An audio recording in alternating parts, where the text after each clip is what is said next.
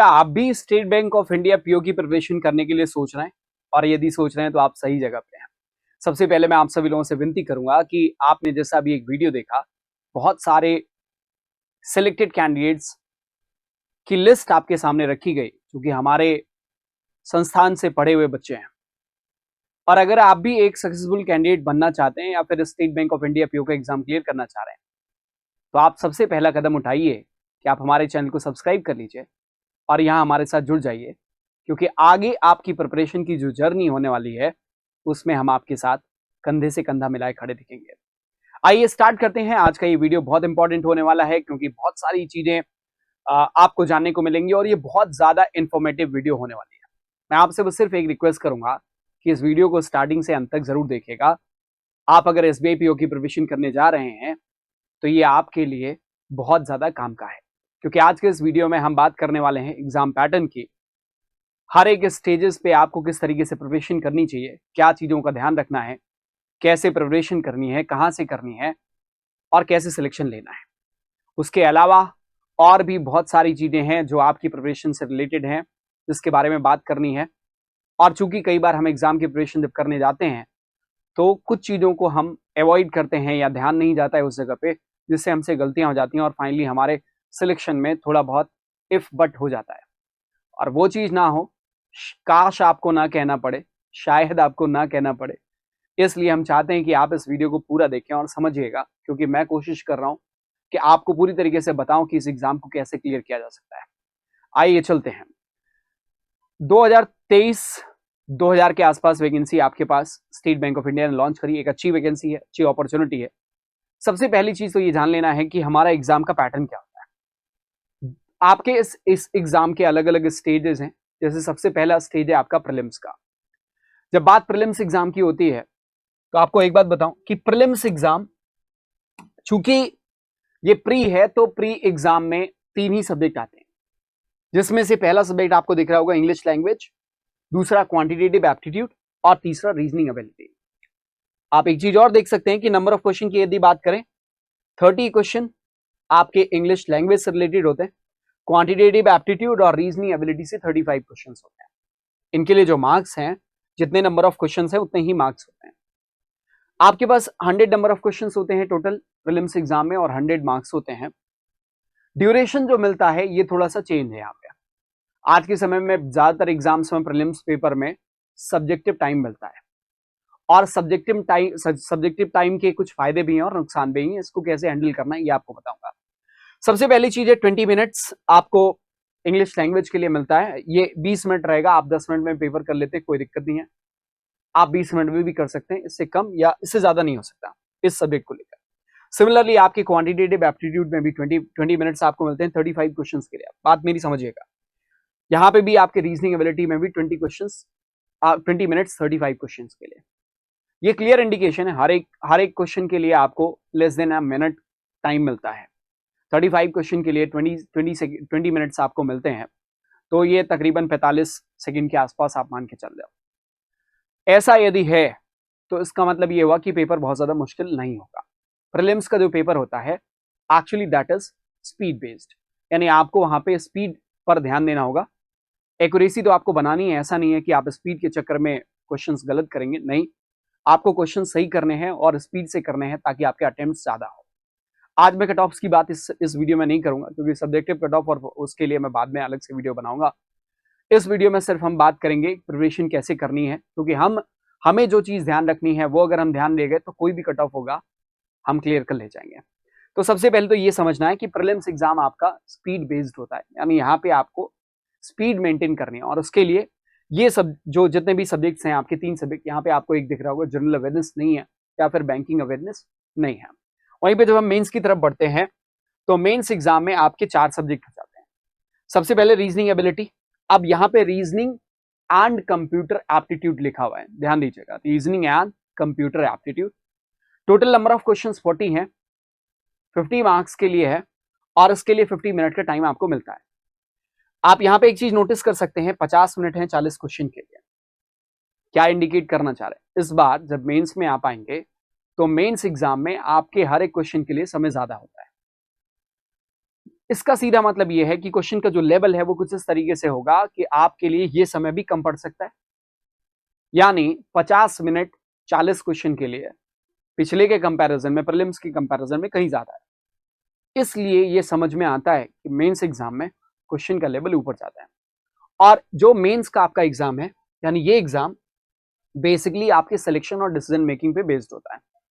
यहाँ पे आपको चुनाव करना होगा और इसके लिए अभ्यास जरूरी है। मैं उसके बारे में आगे बात करूंगा इस वीडियो में, कैसे करना है, क्या करना है। तो मेंस एग्जाम में आपका सिलेक्शन ऑफ क्वेश्चंस बहुत मैटर करता है। जो सवाल आप पिक कर रहे हैं उसको सही करें। कोई ऐसा सवाल जिसको आपने पिक किया और गलत हो गया, समय बर्बाद हो गया, तो वो आपके लिए नुकसानदेह होगा। और इन्हीं सब चीजों के लिए प्रैक्टिस आपको करनी होती है, उसके बारे में बताऊंगा कैसे करनी है। तो सबसे पहले ये आपको दिख रहा है reasoning and computer aptitude. Computer aptitude यहाँ पे ऐड हो जाएगा, जिसके लिए अलग से आपको प्रिपरेशन करनी होगी। हमारे साथ जुड़े रहेगा, हम लोग जरूर इसको कराएंगे। 40 नंबर ऑफ क्वेश्चंस 50 मार्क्स के लिए और 50 मिनट्स आपको मिलता है। यहाँ पे क्वांटिटेटिव एप्टीट्यूड आपने प्रीलिम्स में देखा था, वहीं पे उसी को लिखा हुआ data analysis and interpretation. Clear cut है, डेटा एनालिसिस से रिलेटेड क्वेश्चंस और डेटा इंटरप्रिटेशन से रिलेटेड क्वेश्चंस ही आपको यहाँ पे मिलने वाले हैं। यहाँ पे जो नंबर ऑफ क्वेश्चन मिलेंगे आपको क्वांट्स में 30 क्वेश्चंस मिलेंगे 50 मार्क्स के लिए, और जो आपको अलॉटेड टाइम है that is of 45 minutes. Again आपको 45 मिनट मिल रहा है 30 सवाल के लिए। सीधी सी बात है, यहाँ पे भी आपका स्पीड स्लो हो जाएगा, यानी आपका क्वेश्चन हाई लेवल का होगा। और जब बात state bank of India PO की आती है, तो जितने भी एग्जाम आपके बैंकिंग के होते हैं पीओ के, उन कैटेगरी में सबसे ज्यादा जो मुश्किल सवाल होता है, वो जो मुश्किल पेपर होता है, वो एसबीआई का ही होता है। ज्यादातर केसेस में एसबीआई बेंचमार्क सेट करता है, यानी इसमें बदलाव, नए तरीके के क्वेश्चंस, चैलेंजिंग, और फिर उसके बाद फर्दर जो एग्जाम्स होते हैं जैसे आईबीपीएस या बाकी सारे एग्जाम्स, उस ट्रेंड को फॉलो करते हैं। तो ये ट्रेंड सेटर के रूप में भी होता है, सरप्राइज बहुत करता है, तो उसके लिए आपको उस हिसाब से प्रिपेयर होना पड़ेगा। फिर आता है general economy and banking awareness. आप कह सकते हो इकोनॉमी एंड बैंकिंग अवेयरनेस, तो इंडियन इकोनॉमी आपको पढ़नी पड़ेगी, उसमें भी कुछ खास चीजें पढ़नी होती है, उसके लिए आपको प्रॉपर गाइडेंस की जरूरत होगी। आप चाहें तो हमारे ब्रांच को विजिट कर सकते हैं, जहां पे आपको क्लासेस मिलेंगी इसको लेकर, या फिर आप हमारे यूट्यूब चैनल से भी जुड़ सकते हैं। यहाँ पे भी हम आपको क्लासेस प्रोवाइड कराते हैं फ्री ऑफ कॉस्ट। यहाँ पे भी आपकी ये सारी चीजें प्रिपेयर होंगी। करंट अफेयर्स मॉर्निंग में चलता है डेली, उस समय में जुड़ सकते हैं। आज से ही आप अपने आप को करंट को लेकर अपडेट करना स्टार्ट कर दीजिए, बहुत जरूरी है, क्योंकि ये चीज के लिए आपको समय कम मिलेगा। मेंस में पढ़ने के लिए कम समय मिलता है, तो जब आप प्रीलिम्स की प्रिपरेशन कर रहे होते हैं उस समय आपको थोड़ा बहुत मेंस को लेकर भी ध्यान रखना होगा, जिसके लिए जनरल अवेयरनेस बेहद जरूरी है। आते हैं इंग्लिश लैंग्वेज में, तो 50 क्वेश्चन आपको यहाँ पे मिलेगा और मार्क्स यहाँ पे 60 मिलते हैं, यहाँ पे 45 मिनट्स। अब आप देख सकते हो जनरल अवेयरनेस चूंकि है, आपको पढ़ना है, कोई चीज सॉल्व नहीं करनी है, पढ़ना है और क्वेश्चन आंसर करना है, तो उसके लिए 45 मिनट्स ही आपको समय मिलता है। फिर से आप देख सकते हैं सेक्शन के लिए, हर एक सेक्शन के लिए अलग अलग टाइम आपको यहाँ पे मिलता है, कंपोजिट टाइम जैसा कुछ भी नहीं है। फिर बात आती है इंग्लिश लैंग्वेज की, 35 क्वेश्चन है और 40 मार्क्स के लिए है ये, और 40 मिनट्स आपको मिलते हैं इंग्लिश लैंग्वेज में। फिर से 35 क्वेश्चन के लिए इंग्लिश के 40 मिनट आपको मिल रहा है। निश्चित रूप से पेपर का लेवल टफ होगा। इन सभी सब्जेक्ट्स के बारे में जो प्रिपरेशन स्ट्रेटजी होगी वो अलग से बनेगी। सब्जेक्टिव जो स्टडी होगी उसके लिए हम अलग से वीडियो आपके सामने लेके आएंगे। इसी श्रृंखला में आगे आपको वीडियोस मिलते रहेंगे। टोटल देख सकते हैं, इसके बाद आपका टोटल 135 क्वेश्चंस टोटल बनते हैं और इसके लिए 200 मार्क्स होते हैं। 3 आवर्स आपका जो टोटल टाइम है वो मिलता है आपको। पर ध्यान रहे, सेक्शनल टाइम होता है, कंपोजिट टाइम नहीं होता। ऐसा नहीं है कि अगर जनरल अवेयरनेस के 50 क्वेश्चंस को करने के लिए हमने 20 मिनट लिए तो बाकी जो हमारे पास 25 मिनट का समय है उसको हम दूसरे सेक्शन में यूज कर सकते हैं, ऐसा बिल्कुल नहीं है। सेक्शन वाइज चलेगा, हर एक सेक्शन के लिए आपको समय ऐसा दिया जाता है।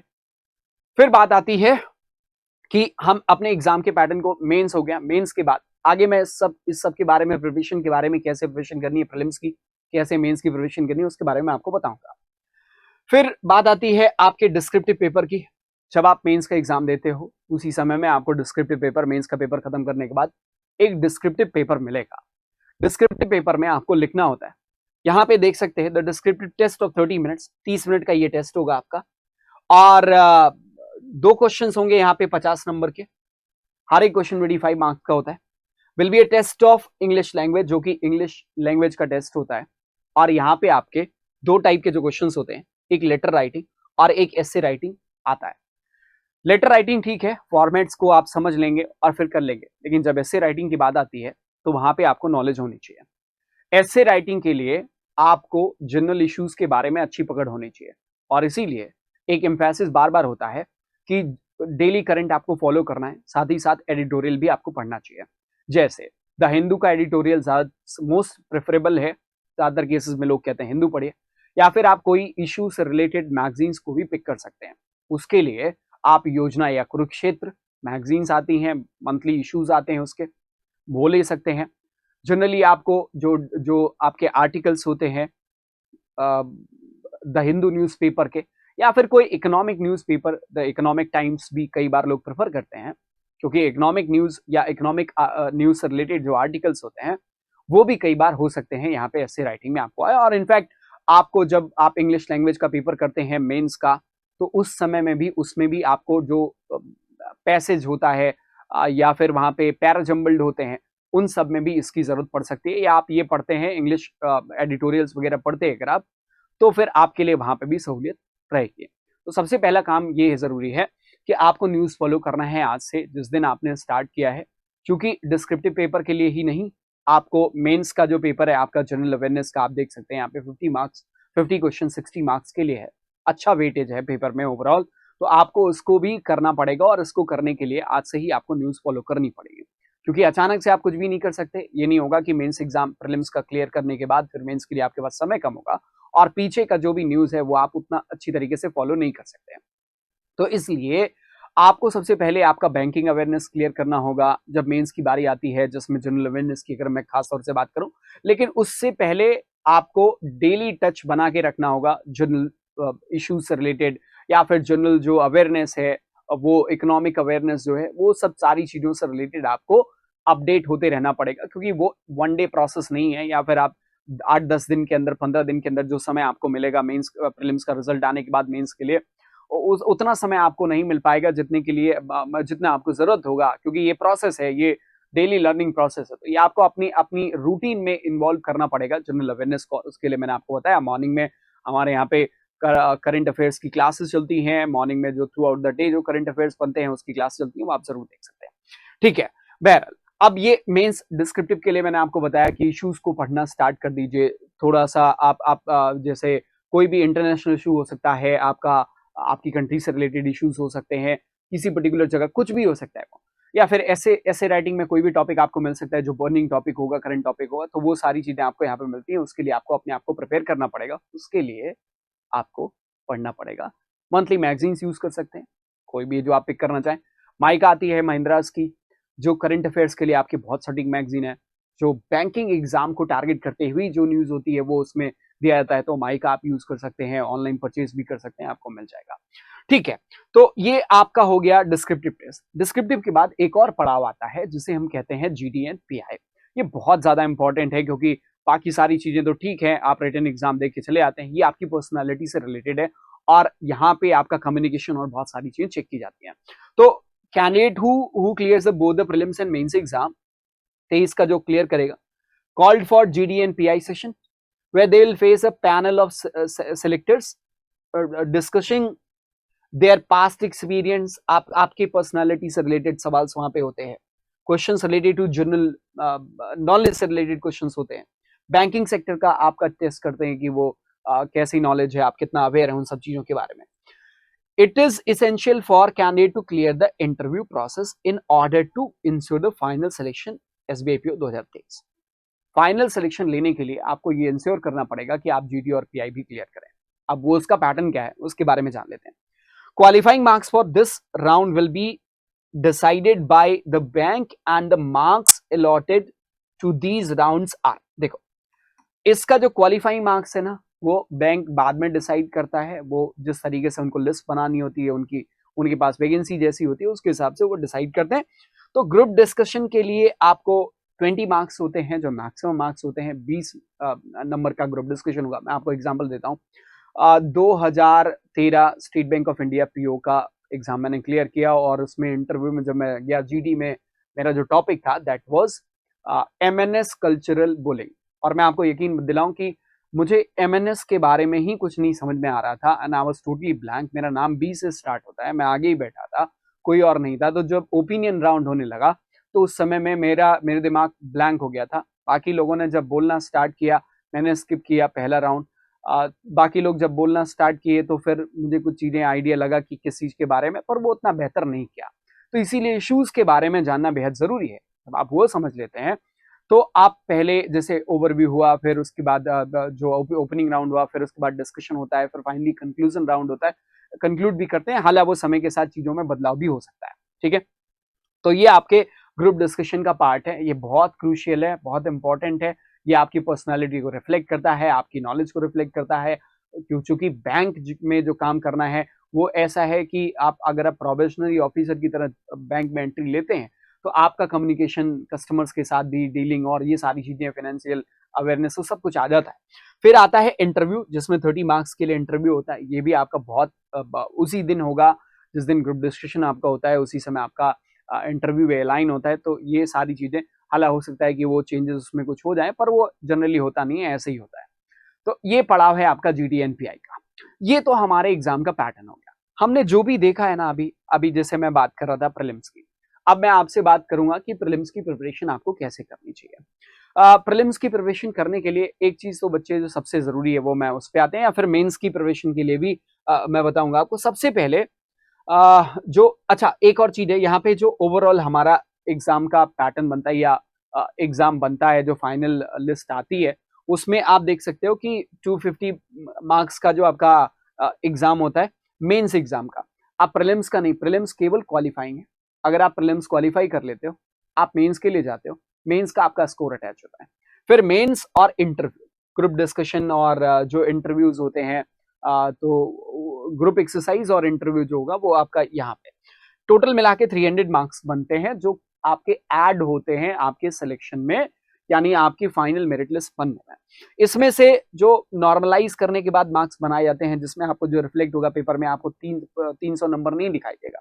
ठीक है, तो 75 आपका नॉर्मलाइज होने पर मेंस एग्जाम से आता है, 25 आपका जाता है, यानी आप परसेंटेज पे बात कर सकते हो। 75% आपका मेंस का स्कोर लिया जाता है और 25% आपका किसका जाता है, जीडी और पीआई का जाता है। यानी टोटल ये 100% अगर मान लें तो इसमें से 100 में से 25 मार्क्स आपके ग्रुप डिस्कशन और इंटरव्यू से रिलेटेड हो गए, और 75 मार्क्स आपके वो नॉर्मलाइज होके उसी रेशियो में कम करके ऐसे ही रिप्रेजेंट करेंगे। आपके सामने जो लिस्ट आएगी वो इसी तरीके से आएगी, या कट ऑफ आपका जो भी बनेगा उसी तरीके से बनेगा। अब बात आती है कि हम ये जान लें कि सिलेबस, ठीक है, तो सबसे पहले जो जरूरी है कि आप सभी लोगों को मैं सलाह भी दूंगा कि प्रीलिम्स का सिलेबस और मेंस के सिलेबस में थोड़ा सा चेंज हो जाए। सिलेबस में चेंज क्या है, देखो, जैसे आप देख रहे होगे रीजनिंग की अगर मैं बात करूं तो रीजनिंग में प्रीलिम्स में कुछ ऐसे टॉपिक्स हैं जो मेंस में पूछे जाते हैं पर प्रीलिम्स नहीं पूछे जाते।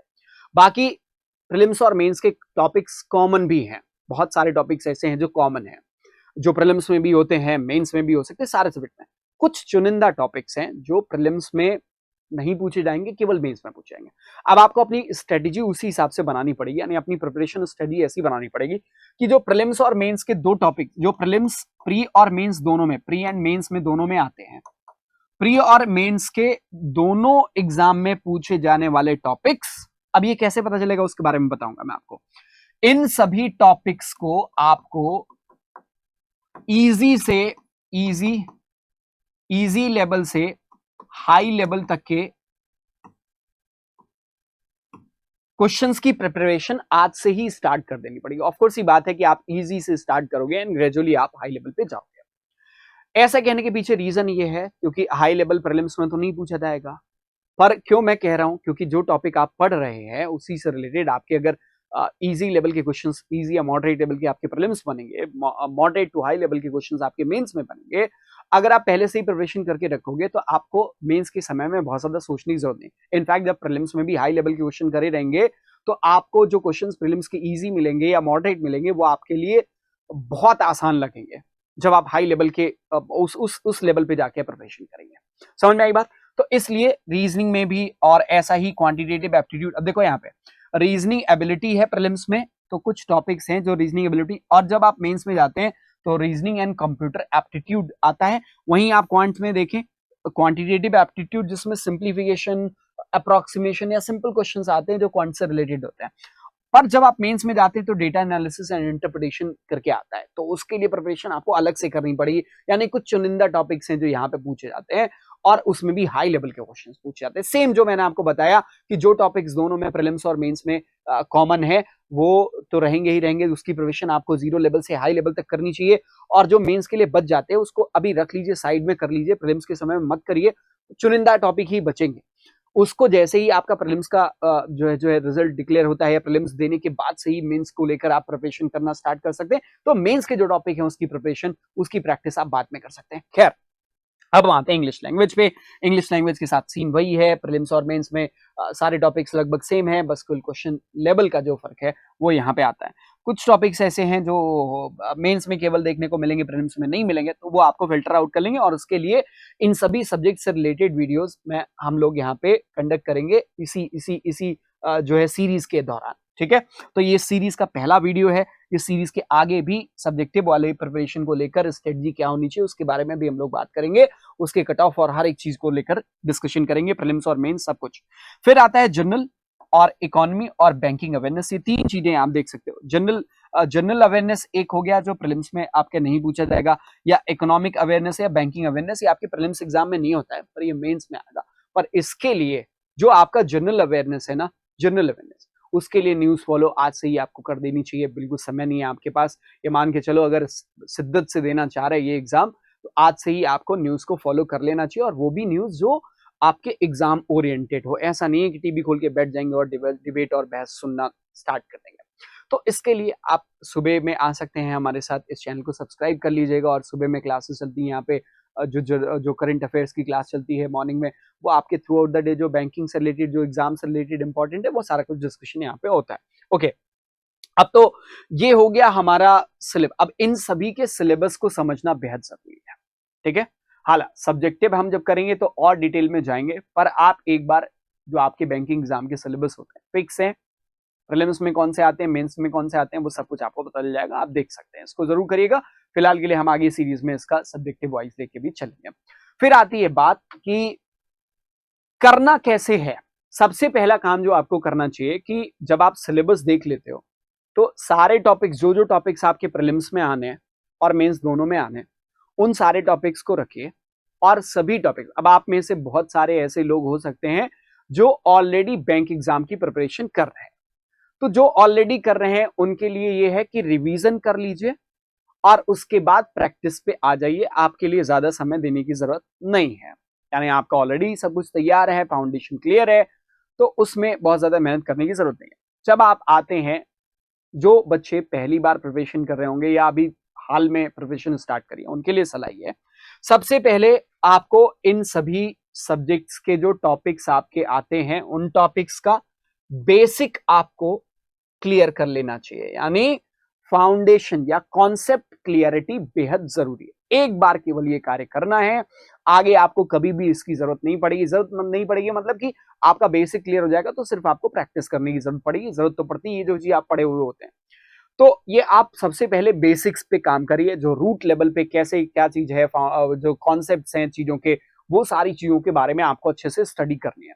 तो पहला काम है कि आप जितने भी आपके सब्जेक्ट्स हैं उनके जो टॉपिक्स हैं उनके, अब अभी के लिए आप बोलेंगे कि सर ये वाला हम क्या करें, इसका जो बैंकिंग अवेयरनेस है, तो बैंकिंग अवेयरनेस के लिए भी समय निकाल सकते हैं आप, ऐसा नहीं है, ये आप इसके लिए भी निकाल सकते हैं। फिलहाल के लिए जनरल अवेयरनेस पढ़ के रखिए। बाकी इकोनॉमी और बैंकिंग अवेयरनेस जो है वो आपकी स्टैटिक होती है, तो जो स्टैटिक चीजें हैं, बहुत ज्यादा डायनेमिक नहीं है, थोड़े बहुत चेंजेस होते हैं, वो आप बाद में कर सकते हैं। जैसे आपके मॉनेटरी पॉलिसी से रिलेटेड जो टर्मिनोलॉजी है आरबीआई की, वो सारी चीजें आपको पढ़नी रहेंगी बैंकिंग अवेयरनेस में, तो उसके लिए वो स्टैटिक है, एक जैसा है, वो एक बार में आप पढ़ लेंगे, वो थोड़ा समय देंगे तो आपका हो जाएगा। पर न्यूज को आपको फॉलो करना पड़ेगा जो आपके जनरल अवेयरनेस से रिलेटेड होता है।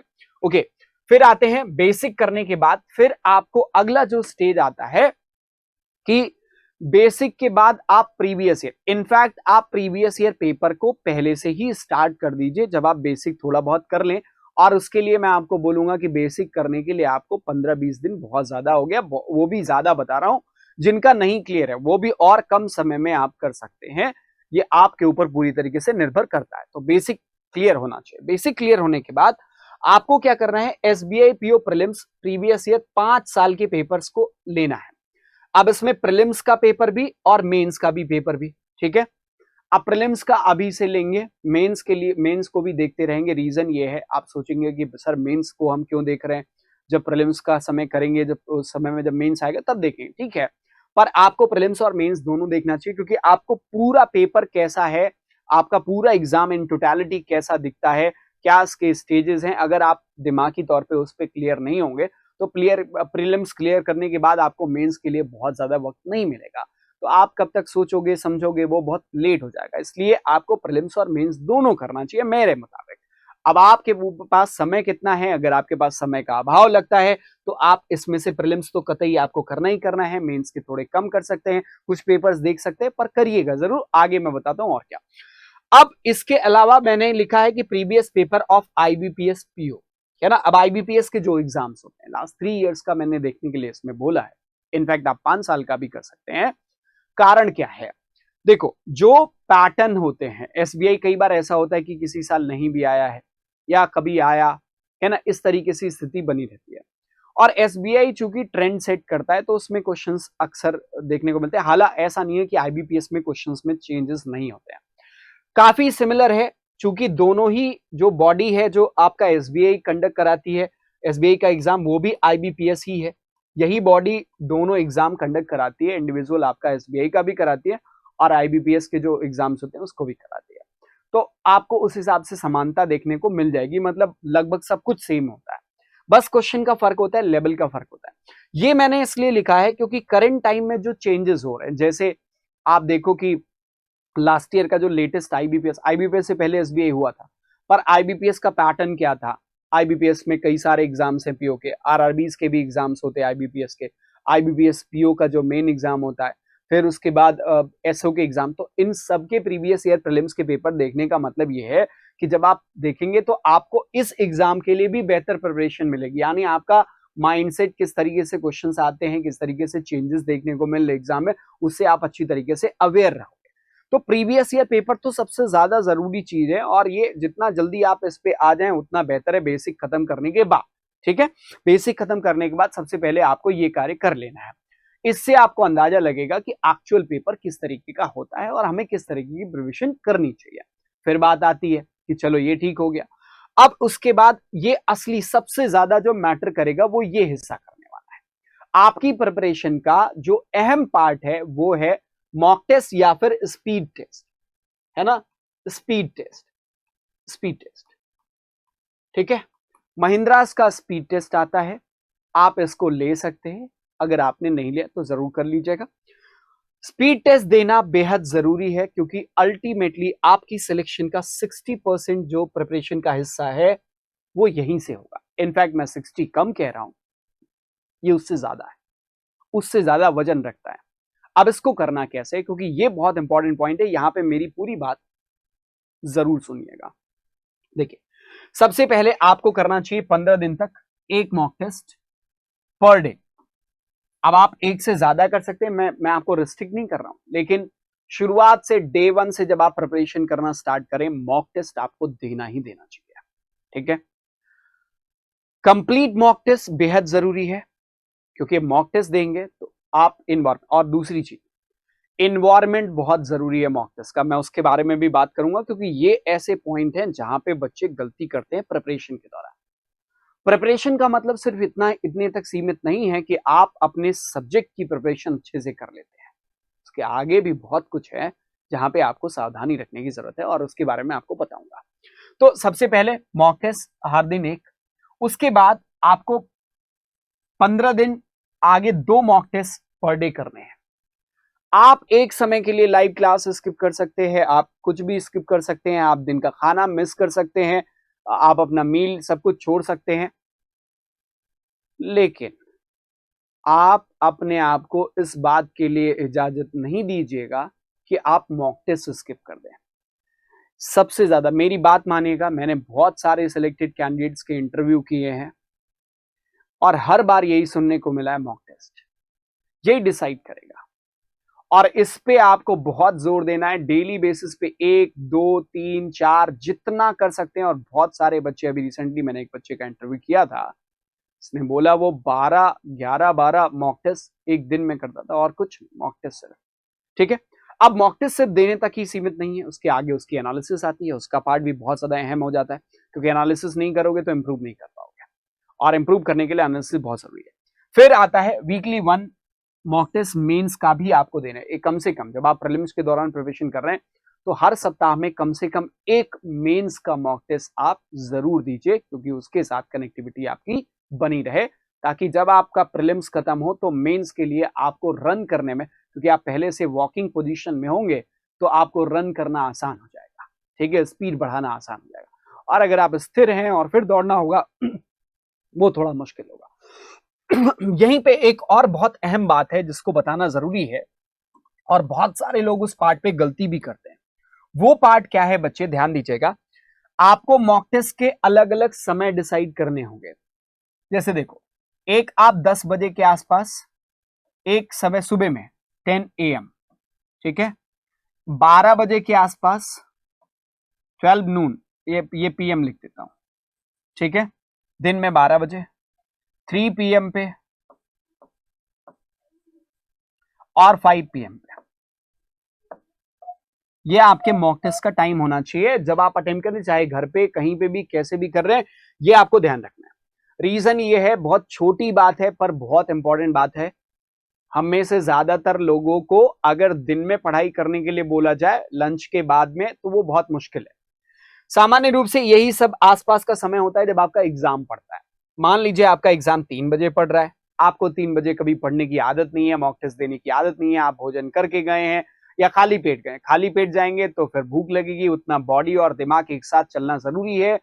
फिर अगर आप पेट भर के गए हैं, भोजन करके जाते हैं, तो उस समय में आपका दिमाग तो चल रहा होता है पर बॉडी आपको बोलती है कि भाई सो जा आराम से, ऐसे। ठीक है, तो उस समय इन सब चीजों के लिए आपको प्रैक्टिस करना पड़ेगा, आदत डालनी पड़ेगी। बहुत सारे लोगों का ये जो चीज है वो मिस होती है और इसकी वजह से पेपर खराब होता है। तो आपको इन अलग अलग समय में आपको मॉक टेस्ट देना है, ताकि आप हर एक समय के साथ हैबिचुअल हो जाए। इसको रोस्टर प्रोसेस में रख सकते हैं। कुछ दिन आप 10 बजे सुबह दीजिए, कुछ दिन आप 12 बजे दीजिए दिन में, कुछ दिन आप 3 बजे मॉक टेस्ट दीजिए, कुछ दिन ऐसे हो जिसमें आप 5 बजे मॉक टेस्ट दीजिए। ये आपको फेरबदल करते रहना पड़ेगा। अब मॉक टेस्ट में एक और बहुत इंपॉर्टेंट पॉइंट है जिसके बारे में बात करूंगा। पहले अब हम चलते हैं एनालिसिस के पार्ट पे। एनालिसिस और स्ट्रेटेजी क्या होनी चाहिए मॉक टेस्ट की, उसके बारे में मैं बात करूंगा, क्योंकि ये पॉइंट बहुत इंपॉर्टेंट और क्रूशियल हो जाता है। सबसे पहले आपको, जब आप मॉक टेस्ट देंगे तो मॉक देने के बाद आपको रिजल्ट मिल जाता है। ठीक है, रिजल्ट मिलता है। रिजल्ट देखने के बाद आप उसकी एनालिसिस, इनफैक्ट प्लेटफॉर्म पे आपको, महिंद्रास का जो प्लेटफॉर्म है उस पे आपको एनालिसिस मिलती है कि किन क्वेश्चंस को आपने गलत किया, किन को से। अब देखिए, दो चीज होगी जब आप मॉक टेस्ट देंगे, रिजल्ट देखेंगे, तो आपके कुछ क्वेश्चंस क्या रहेंगे, सही हुए रहेंगे और कुछ हुए रहेंगे गलत। ठीक है, जो क्वेश्चन सही हुए हैं उसको छोड़ दीजिए, जो क्वेश्चंस गलत हुए हैं उनको देना है आपको री अटेम्प्ट। क्या करना है बच्चे, री अटेम्प्ट, फिर से पुनः प्रयास करना है। री अटेम्प्ट करने के बाद या तो वो सही होगा या फिर वो गलत होगा। मान लीजिए वो सही हो गया, इसका मतलब कुछ एरर हो गई थी क्वेश्चन की अंडरस्टैंडिंग में या किसी और तरीके की प्रॉब्लम आपके सामने आई। अगर दूसरी बार भी आपसे गलत हुआ, इसका मतलब अब आपको बेसिक्स की तरफ जाना पड़ेगा। बेसिक्स यानी आप अब ये समझ जाइए कि वो टाइप का क्वेश्चन आपको प्रॉब्लम कर रहा है, कुछ बेसिक लेवल पे कोई प्रॉब्लम है, और उसके लिए आपको अपने आप को बेसिक्स पे रीडायरेक्ट करना पड़ेगा, और वहां पे आप जाके करेक्शन लगाइए कि ये सवाल हमसे बने, यानी इसमें दिक्कत ना आए। और समय के साथ ऐसा करते करते आपको अपने अंदर इंप्रूवमेंट देखने को मिलेगा। अब एक तो ये हो गया आपका शुरुआती दौर का एनालिसिस। लेटर स्टेजेस में जब आप ये कर लेंगे, उसके बाद स्टेज आपके एनालिसिस का सेकेंड पार्ट आता है, स्टेज 1 है ये, स्टेज 1। ठीक है, स्टेज 1 में आपको सारे में करेक्शन लगाना है। फिर बात आती है स्टेज 2 की। अब स्टेज 2 पे पहुंचते पहुंचते आपके जो क्वेश्चंस गलत हो रहे हैं वो क्वेश्चंस आपके सही होने लगेंगे। अब मसला आता है स्पीड का। अब आपको क्या करना है, स्पीड मेंटेन करने के लिए क्या कार्य करना है। तो जो क्वेश्चंस आपके गलत सही हो रहे हैं उसको आपको एनालाइज करना है। जो क्वेश्चंस अब आप मॉक टेस्ट दे रहे हैं, मॉक टेस्ट में कुछ क्वेश्चंस आपके सही हो रहे हैं, मतलब मेजोरिटी में सही हो रहेंगे, कुछ गलत हो रहेंगे। तो जो गलत हो रहेंगे उस पर तो इंप्रूवमेंट लगातार आपको करते रहना है। जो आपके सही हो रहे हैं इनको ऑब्जर्व करना है, इनकी स्पीड, इनकी क्या ऑब्जर्व करनी है, स्पीड, कि क्या इसमें जो आप स्पीड जो समय दे रहे हैं वो एक्स्ट्रा दे रहे हैं जो बाकी लोग समय, क्योंकि उसका एनालिसिस आपको मिलेगा बाकी लोग कितना समय दे रहे हैं और आप कितना समय दे रहे हैं। मान लीजिए किसी क्वेश्चन को बाकी लोग जो है वो 25 सेकंड दे रहे हैं और आप उसको 60 सेकंड दे रहे हैं, इसका मतलब अगर 25 सेकंड एवरेज टाइम है तो 25 सेकंड में डुएबल है। तो आप कैसे 25 सेकंड में करेंगे, अब इसके लिए आपको सोचने की जरूरत है। उसके लिए आप शॉर्ट ट्रिक्स की तलाश कर सकते हैं, उसके लिए आप कोशिश कर सकते हैं कि एक साथ, और एक बहुत बढ़िया तरीका होता है कि आप एक सिंगल सिटिंग में बहुत सारे उसी टाइप के क्वेश्चंस को लेकर बैठ जाइए। और चूंकि इंटरनेट है, आज का जमाना ऐसा है कि आपको क्वेश्चंस का सोर्स ढूंढने में कहीं पे भी क्वेश्चंस मिल जाएंगे, तो उसको लीजिए और फिर उसको सॉल्व करिए और एक साथ कई सारे क्वेश्चंस, डिफॉल्ट आपकी जो स्पीड है वो बढ़ जाएगी। फिर अगर उसमें गुंजाइश है कहीं कोई और तरीका मिल जाए सही स्पीड बनाने का, तो उस सब चीजों पे ध्यान दीजिए। ऐसा करते करते एक समय बाद आपको ये एहसास होगा कि अब आप में एरर्स कम होने लगी और इंप्रूवमेंट बहुत ज्यादा। तो ये आपको मॉक टेस्ट देने का ये तरीका और उसकी एनालिसिस का ये तरीका फॉलो करना है। अगर आप करते हैं हर दिन आप इंप्रूव कर रहे होंगे, यकीन मानिए। अगर आप एनालिसिस नहीं करते हैं, सिर्फ मॉक टेस्ट देते हैं, आप इंप्रूव नहीं कर पाएंगे। ठीक है, तो वो बेहद जरूरी पार्ट हो जाता है। अब इसके बाद अगला जो पड़ाव आता है, मॉक टेस्ट को ही लेकर ये बात है। तो ये मॉक टेस्ट आप दे रहे हैं, स्पीड आपकी बरकरार होने लगी। देखो आपकी प्रिपरेशन के दो चरण हैं। प्रिपरेशन के पहला चरण क्या है, एक्यूरेसी। मैंने आपको स्टेज 1 में यही बात बोली कि आप एक्यूरेसी लाने की कोशिश करिए। तो एक्यूरेसी कैसे आएगी, हर दिन आप अपने गलत को एनालाइज करेंगे और उस पर काम करेंगे जो आपसे गलतियां हो रही हैं। ठीक है, फिर आता है एक्यूरेसी के बाद आपकी आती है स्पीड। ये सेकंड स्टेज है स्पीड। ये स्टेज 1 है और स्टेज 2 है। ठीक, सेकेंड स्टेज में आपको अब इंप्रूव करना है स्पीड पे, और ये आपकी प्रिपरेशन में, जैसे मान लीजिए रीजनिंग में पजल है, तो पहले शुरुआती दौर में आप कोशिश करिए पजल सही से बने, एक अटेम्प्ट में बने। फिर तीसरा आता है कि स्पीड में बने। अगर आप इन चीजों का अनुसरण करेंगे, आप यकीन माने बहुत जल्दी इंप्रूव कर जाएंगे। अच्छा, अब आता है एक और बहुत इंपॉर्टेंट पॉइंट। जिस काम को आप करने सोच रहे हैं, सबसे पहले ड्रीम करना बेहद जरूरी है। ड्रीम करना बेहद जरूरी है। जब हम सोचते हैं कि हमारा मकान ऐसा हो, तब हम वैसा मकान बना लेते हैं। तो जो आप सोचते हैं आप उसको क्रिएट कर सकते हैं। So first and foremost, dream कि आप एसबीआई पीओ बनेंगे। अगर आप सपना देखना चाहते हैं तो जरूर देखिए, बंद आंखों से सपने देखिए और खुली आंखों से हकीकत कि आप कहां खड़े हैं, आपको कहां जाना है, और जहां आप खड़े हैं वहां से वहां तक जाने के लिए किन चीजों के सेक्रीफाइसेस आपको करने पड़ेंगे, इसका भी एहसास आपको होना चाहिए। क्योंकि बहुत कुछ करना पड़ेगा और वो आपको समय के साथ खुद ही सीखना होगा। ठीक है, बहुत सारी जगहों पे अपने आप को लिमिट करना होगा फोकस्ड होने के लिए। फिर आता है विजुअलाइजेशन। विजुअलाइजेशन होता है कि आप ये सोचिए कि आप सेलेक्ट हो गए, दिन भर में बैठे बैठे सोचिए कि आप सेलेक्ट हो गए, कैसा फील हो रहा है, ऐसा लगेगा, ऐसे लोग बात करेंगे, ऐसे मुझसे पूछेंगे, वो बहुत सारी चीजें, मैं ऑफिसर बन जाऊंगा, ऐसे बैंक में जाऊंगा, ऐसे रहूंगा। Visualisation that is very important और वो सक्सेस का की है। आप बड़े बड़े लोगों को सुनिए, आपको हर कोई बताएगा, चाहे आप किसी स्पोर्ट्स पर्सन को, बिजनेस टाइकून को, या किसी को भी सुनेगा, हर कोई ये चीज आपको बताएगा। फिर आता है कि study like you never study. हर बार अपने आप को ये बात बोलिए कि आज मैं ऐसे पढ़ाई करूंगा जैसा मैंने इसके पहले नहीं किया है। हर बार आपको अपनी पढ़ाई में इंप्रूवमेंट दिखना चाहिए। और फिर आता है conquer. I came, I saw and I conquer. मैं आपको सिर्फ एक बात बोलूंगा, आप ये मत सोचो कि एग्जाम में सिलेक्शन क्या करना है। आप उसके जितने भी क्राइटेरिया, जो चेक्स हैं, क्या क्या करना है, उसको सही तरीके से, प्रोसेस उसका सही होना चाहिए, वो सारे चेक्स क्लिक कर लो, सिलेक्शन अपने आप हो जाएगा। उसके लिए आपको बहुत ज्यादा परेशान होने की जरूरत नहीं है। जो चीज आपके हाथ में है उसको तो आप कर सकते हो, जो दूसरों के हाथ में उसका पे कोई वश नहीं है। तो परिस्थितियों पे कोई वश नहीं है, कब क्या हो सकता है, क्या हो जाए, कैसा हो जाए, ठीक है। हमारे हाथ में जितना काम है, तो आपके हाथ में प्रिपरेशन, हर एक चीज को सही तरीके से प्रिपेयर करना, अपनी प्रिपरेशन को अप टू द मार्क रखना, ये आपके हाथ में और आप ये कर सकते हैं। ये यदि आप कर लेते हैं तो फिर आपको कुछ और सोचने की जरूरत नहीं, आप यकीनन सफल हो जाएंगे। उम्मीद कर रहा हूं ये वीडियो से बहुत कुछ आपने सीखा होगा और बहुत कुछ समझा भी होगा।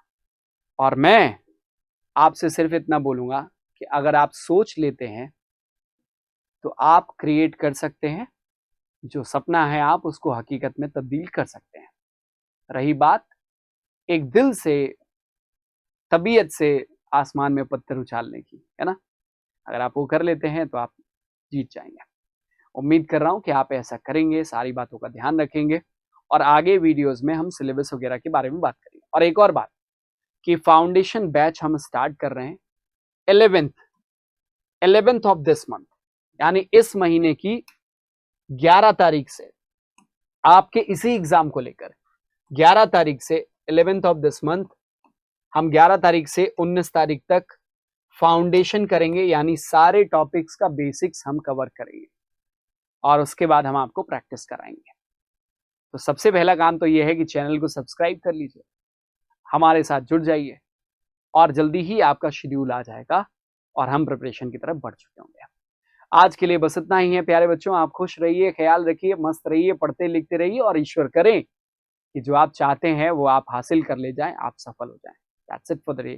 Thank you so much. Bye-bye and take care.